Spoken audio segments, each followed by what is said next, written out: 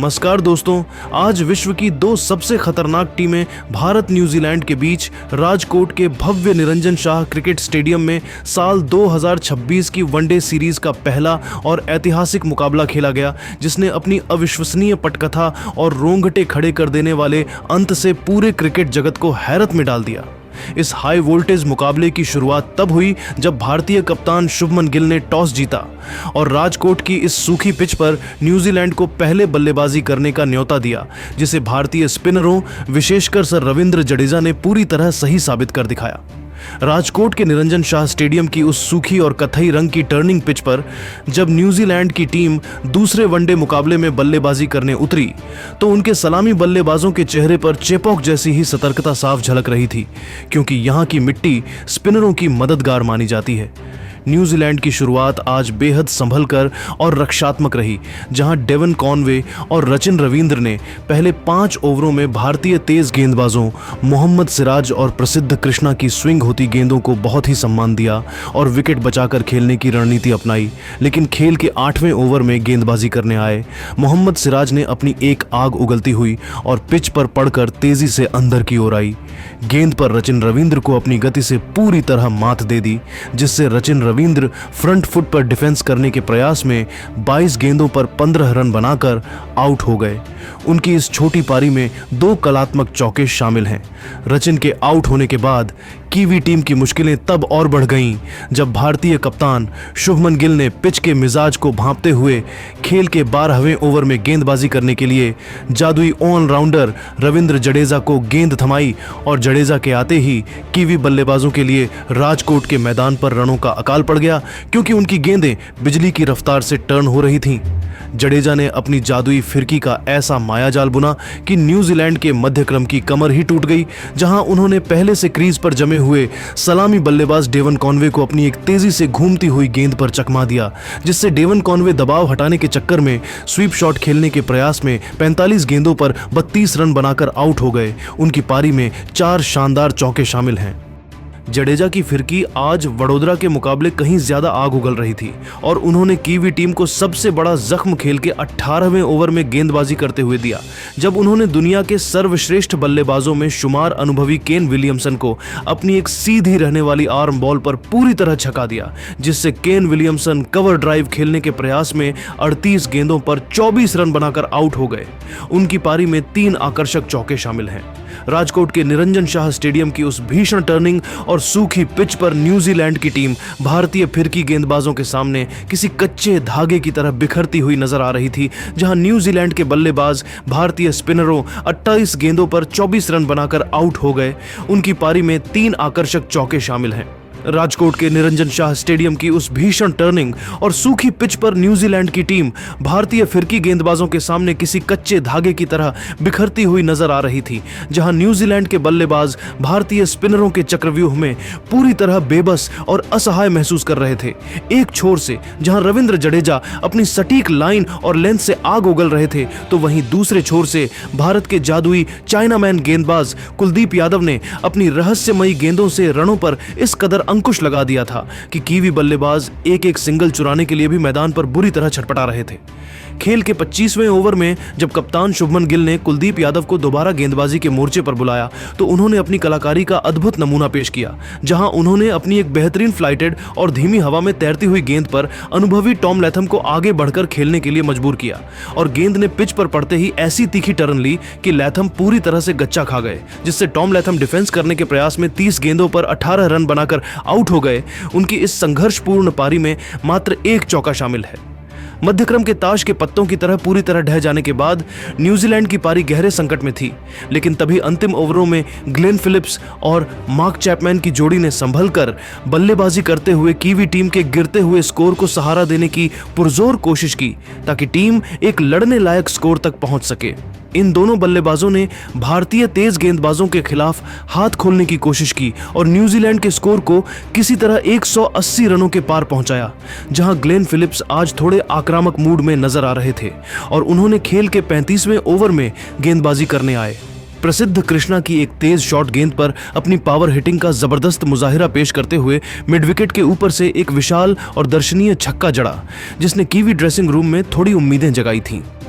हालांकि Glenn Phillips की यह खुशी ज्यादा देर तक टिक नहीं सकी, क्योंकि दूसरे छोर से सर रविंद्र जडेजा अपनी जादुई उंगलियों से कीवी बल्लेबाजों की किस्मत लिख रहे थे और उन्होंने अपनी एक तेज टर्न होती गेंद पर फिलिप्स को बड़ा शॉट खेलने के लिए उकसाया, जिससे ग्लेन फिलिप्स बड़ा हिट लगाने के प्रयास में 42 गेंदों पर 36 रन बनाकर आउट हो गए। उनकी इस संघर्षपूर्ण पारी में 2 शानदार चौके और एक गगनचुंबी छक्का शामिल है। फिलिप्स के आउट होते ही न्यूजीलैंड की सम्मानजनक स्कोर तक पहुंचने की अंतिम उम्मीदें भी लगभग समाप्त हो गई थीं, क्योंकि जडेजा की गेंदें आज पिच से इतनी ज्यादा हरकत कर रही थीं कि नए बल्लेबाजों के लिए क्रीज पर टिकना भी नामुमकिन साबित हो रहा था। न्यूजीलैंड के निचले क्रम के पास जडेजा और कुलदीप की इस घातक जुगलबंदी का कोई तोड़ नहीं था, जिसके कारण राजकोट की यह टर्निंग पिच न्यूजीलैंड के लिए किसी डरावने सपने में तब्दील हो गई, जहां उनके बल्लेबाज स्पिन के इस मायाजाल में पूरी तरह फंसकर रह गए थे। न्यूजीलैंड की पूरी टीम राजकोट की इस धूल भरी पिच पर भारतीय गेंदबाजों के सामूहिक आक्रमण के सामने निर्धारित 50 ओवरों के खेल के बाद 9 विकेट के नुकसान पर 192 रनों के एक मामूली और बेहद साधारण स्कोर पर सिमट गई, जो इस मैदान के इतिहास के सबसे कम स्कोर में से एक था। भारत की ओर से रविंद्र जडेजा आज न्यूजीलैंड के लिए सबसे बड़े खलनायक साबित हुए, जिन्होंने अपने 10 ओवरों के कोटे के स्पेल में मात्र 28 रन खर्च करके 4 महत्वपूर्ण और मैच पलटने वाले विकेट झटके और न्यूजीलैंड की ओर से अंत में मिचेल सैंटनर 22 गेंदों पर 20 रन पर नाबाद रहे, जबकि जेकब डफी 5 गेंदों पर 2 रन पर नाबाद रहे। न्यूजीलैंड के बल्लेबाजों ने आज भारतीय स्पिनरों के सामने पूरी तरह आत्मसमर्पण कर दिया था और 193 रनों का यह लक्ष्य भले ही छोटा लग रहा था, लेकिन राजकोट की इस टूटती हुई पिच पर यह भारतीय बल्लेबाजों के लिए भी एक बड़ी चुनौती बनने वाला था। राजकोट के निरंजन शाह स्टेडियम की उस अत्यंत धीमी और अत्यधिक टर्न लेती पिच पर जब भारतीय टीम 193 रनों के इस लक्ष्य का पीछा करने उतरी, तो किसी ने नहीं सोचा था कि यह छोटा सा स्कोर भारतीय टीम के लिए किसी अग्नि परीक्षा और लोहे के चने चबाने जैसा साबित होगा। न्यूजीलैंड के कप्तान मिचेल सैंटनर ने राजकोट की पिच के मिजाज को बहुत ही बारीकी से समझा और अपने स्पिनरों का ऐसा चक्रव्यूह रचा कि भारतीय बल्लेबाजों को रनों के एक एक बूंद के लिए तरसा दिया। भारत की शुरुआत किसी डरावने सपने जैसी रही, जहां खेल के बिल्कुल चौथे ओवर में न्यूजीलैंड की ओर से गेंदबाजी करने आए जेकब डफी ने एक ऐसी नीची रहती गेंद फेंकी जिसने कप्तान शुभमन गिल के होश उड़ा दिए, जिससे शुभमन गिल डिफेंस करने के प्रयास में 8 गेंदों पर 0 रन बनाकर आउट हो गए और उनके आउट होते ही स्टेडियम में सन्नाटा पसर गया। भारतीय टीम अभी इस सदमे से उबर भी नहीं पाई थी कि अनुभवी हिटमैन रोहित शर्मा भी न्यूजीलैंड के बढ़ते मनोवैज्ञानिक दबाव के सामने अपना धैर्य खो बैठे और 7वें ओवर में गेंदबाजी करने आए। मैट हेनरी की एक उछलती हुई गेंद पर गलत शॉट खेल बैठे, जिससे रोहित शर्मा पुल शॉट खेलने के प्रयास में 15 गेंदों पर 12 रन बनाकर आउट हो गए। उनकी इस संक्षिप्त पारी में 2 कड़क चौके शामिल हैं। राजकोट के निरंजन शाह स्टेडियम की उस सूखी और दरारों वाली पिच पर जब मात्र 16 रनों के बेहद मामूली कुल योग पर भारत के 2 सबसे अनुभवी और बड़े विकेट यानी शुभमन गिल और रोहित शर्मा पवेलियन लौट गए, तो पूरे स्टेडियम में जैसे मातम छा गया था और न्यूजीलैंड की टीम जीत की महक सूंघने लगी थी। लेकिन तभी दुनिया के सर्वश्रेष्ठ बल्लेबाज किंग विराट कोहली और शांत स्वभाव के केएल राहुल ने मैदान पर कदम रखा और बहुत ही रक्षात्मक व संयमित तरीके से भारतीय पारी को संभालने की पुरजोर कोशिश शुरू की।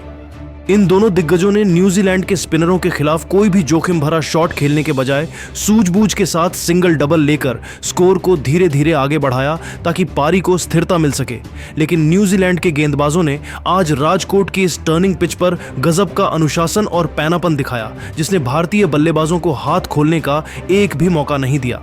खेल के 15वें ओवर में जब न्यूजीलैंड के चतुर कप्तान मिचेल सैंटनर खुद गेंदबाजी के मोर्चे पर आए, तो उन्होंने अपनी एक जादुई फिरकी का ऐसा माया जाल बुना जिसने जमे हुए विराट कोहली को पूरी तरह भ्रमित कर दिया। जहां सैंटनर की गेंद पिच पर पड़कर इतनी तेजी से बाहर निकली कि कोहली उसे भांप नहीं सके, जिससे विराट कोहली कवर ड्राइव खेलने के प्रयास में 32 गेंदों पर 22 रन बनाकर आउट हो गए। उनकी इस संघर्षपूर्ण और साहसी पारी में 3 आकर्षक चौके शामिल हैं और कोहली जैसे बड़े स्तंभ के गिरते ही भारतीय खेमे की मुश्किलें अचानक कई गुना बढ़ गईं।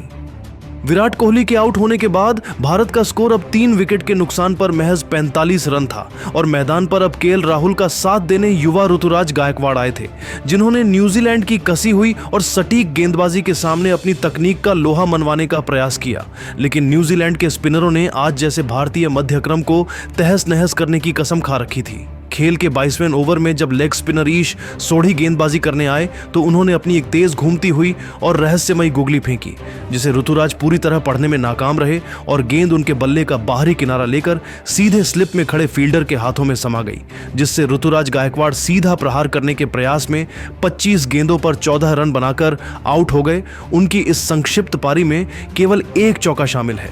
भारतीय टीम अब राजकोट की इस पिच पर पूरी तरह से बैकफुट पर धकेली जा चुकी थी और न्यूजीलैंड का पलड़ा भारी नजर आने लगा था,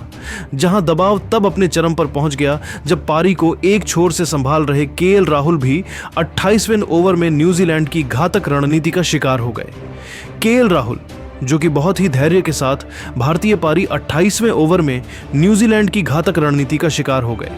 केएल राहुल, जो कि बहुत ही धैर्य के साथ भारतीय पारी को बुन रहे थे, वह ईश सोढ़ी की एक नीची रहती गेंद पर गच्चा खा गए, जिससे केएल राहुल डिफेंस करने के प्रयास में 52 गेंदों पर 28 रन बनाकर आउट हो गए। उनकी इस संयमित और महत्वपूर्ण पारी में 2 कलात्मक चौके शामिल हैं। राहुल के आउट होते ही भारत की आधी टीम पवेलियन लौट चुकी थी और 193 रनों का वह मामूली लक्ष्य अब एक विशाल पर्वत की तरह लगने लगा था, जहां न्यूजीलैंड के गेंदबाज अब पूरी तरह से भारतीय बल्लेबाजी पर हावी हो चुके थे। एक समय भारतीय टीम का स्कोर मात्र 85 रनों के मामूली कुल योग पर अपने 5 सबसे महत्वपूर्ण विकेट गंवा चुका था। तब पूरा मैदान सन्नाटे में डूबा हुआ था और न्यूजीलैंड की टीम इस लो स्कोरिंग मुकाबले को आसानी से जीतकर सीरीज में बराबरी करने की पूरी तैयारी कर चुकी थी। लेकिन तभी मैदान पर गेंद से 4 विकेट लेकर न्यूजीलैंड की कमर तोड़ने वाले असली नायक सर रविंद्र जडेजा ने बल्ले से मोर्चा संभाला और उनके साथ विस्फोटक बल्लेबाज ऋषभ पंत ने मिलकर न्यूजीलैंड के जबड़े से जीत छीनने की एक ऐतिहासिक और रोंगटे खड़े कर देने वाली प्रक्रिया शुरू की। राजकोट का यह स्थानीय बेटा रविंद्र जडेजा आज अपनी घरेलू पिच के एक एक इंच से वाकिफ था और उन्होंने ऋषभ पंत के साथ मिलकर बहुत ही सूझबूझ से पारी को बुनना शुरू किया, जहां इन दोनों बल्लेबाजों ने न्यूजीलैंड के स्पिनरों मिचेल सैंटनर और ईश सोढ़ी की टर्न होती गेंदों पर कोई भी गलत शॉट खेलने के बजाय संभल कर सिंगल और डबल लेकर स्कोरबोर्ड को निरंतर गतिशील बनाए रखा। ऋषभ पंत, जो कि अपनी तूफानी बल्लेबाजी के लिए विश्व प्रसिद्ध हैं, वह आज अपनी उस स्वाभाविक आक्रामकता को पूरी तरह त्याग कर एक मंजे हुए टेस्ट बल्लेबाज की तरह बहुत ही संयम और अनुशासन के साथ बल्लेबाजी कर रहे थे, ताकि दूसरे छोर पर रविंद्र जडेजा को पिच पर पूरी तरह सेट होने और नजरें जमाने का पर्याप्त मौका मिल सके। इन दोनों के बीच छठे विकेट के लिए हुई इस जुझारू साझेदारी ने न्यूजीलैंड के कप्तान मिचेल सैंटनर के माथे पर चिंता की लकीरें खींच दी थीं, क्योंकि भारतीय टीम अब धीरे धीरे लक्ष्य की ओर बढ़ रही थी। लेकिन तभी खेल के 42वें ओवर में कीवी कप्तान ने अपने सबसे भरोसेमंद तेज गेंदबाज मैट हेनरी को गेंदबाजी के मोर्चे पर वापस बुलाया, जिन्होंने अपनी एक बिल्कुल सटीक और तेज रफ्तार वाली यॉर्कर गेंद पर ऋषभ पंत को पूरी तरह से चौंका दिया, जिससे ऋषभ पंत बड़ा हिट लगाने के प्रयास में अपना शारीरिक संतुलन खो बैठे और गेंद सीधे उनके पैड्स पर जा लगी, जिससे ऋषभ पंत 48 गेंदों पर 34 रन बनाकर आउट हो गए। उनकी इस बेहद साहसी और महत्वपूर्ण पारी में 3 कड़क चौके और एक शानदार छक्का शामिल है, जिसने भारत की मैच में वापसी कराई थी। ऋषभ पंत के इस नाजुक मोड़ पर आउट होने के बाद पूरा स्टेडियम एक बार फिर भारी तनाव और बेचैनी में डूब गया था, क्योंकि अब अंतिम 8 ओवरों के भीषण खेल में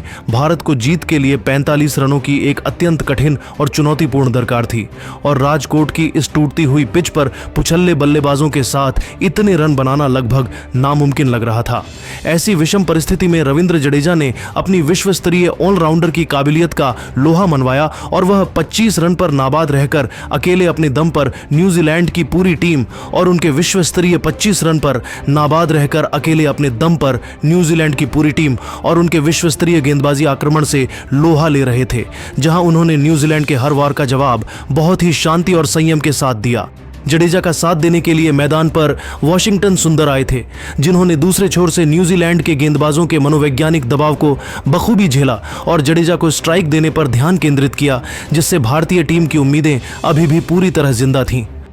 न्यूजीलैंड के गेंदबाज अब पूरी तरह से जडेजा पर हावी होने की कोशिश कर रहे थे, लेकिन जडेजा आज राजकोट के इस मैदान पर भारत के लिए एक अभेद्य सुरक्षा कवच बन चुके थे, जिन्होंने अपनी शानदार तकनीक और मानसिक मजबूती से यह सुनिश्चित किया कि भारत इस मैच में अंतिम गेंद तक बना रहे, जहां उनकी इस बल्लेबाजी ने न्यूजीलैंड 100 रन तक पहुंचाया कि गेंदबाजों के पसीने छुड़ा दिए थे और कीवी खेमे में अब खलबली मचना शुरू हो गई थी। राजकोट के निरंजन शाह स्टेडियम में खेला गया यह दूसरा वनडे मुकाबला अब अपने अंतिम ओवर के उस रोंगटे खड़े कर देने वाले और सांसें रोक देने वाले चरम रोमांच तक पहुंच चुका था, जहां जीत और हार के बीच का फासला केवल चंद गेंदों में सिमट गया था और भारतीय टीम को अंतिम 6 गेंदों पर इस ऐतिहासिक जीत के लिए 12 रनों की सख्त दरकार थी, जिसके बाद कीवी कप्तान मिचेल सेंटनर ने पूरी चतुराई के साथ गेंद अपने सबसे भरोसेमंद तेज गेंदबाज जेकब डफी को थमाई, ताकि वह अपनी गति और यॉर्कर से भारतीय उम्मीदों को मटिया मेट कर सके।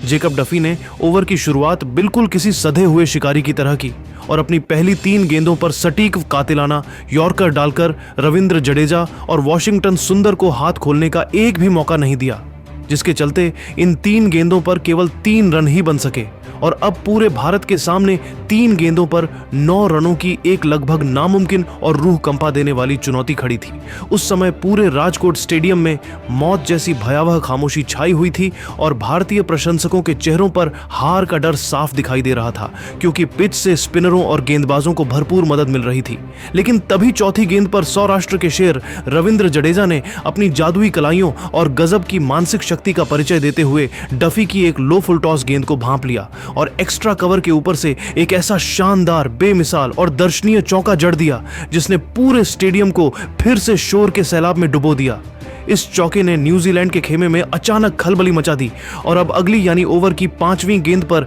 जेकब डफी ने दबाव में आकर अपनी लाइन भटका दी, जिसका फायदा उठाते हुए जडेजा ने गेंद को डीप मिड विकेट की दिशा में धकेला और वॉशिंगटन सुंदर के साथ मिलकर चीते जैसी अविश्वसनीय रफ्तार दिखाते हुए 2 रन दौड़कर पूरे किए, जिससे अब मुकाबला अपनी अंतिम और निर्णायक गेंद पर पहुंच चुका था, जहां जीत के लिए भारत को केवल 3 रनों की जरूरत थी।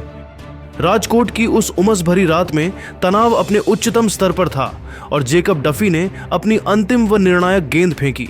जिस पर रविंद्र जडेजा ने अपनी पूरी शारीरिक ताकत और अनुभव को झोंकते हुए गेंद को मिड विकेट की दिशा में एक जोरदार, प्रलयकारी और निर्णायक प्रहार किया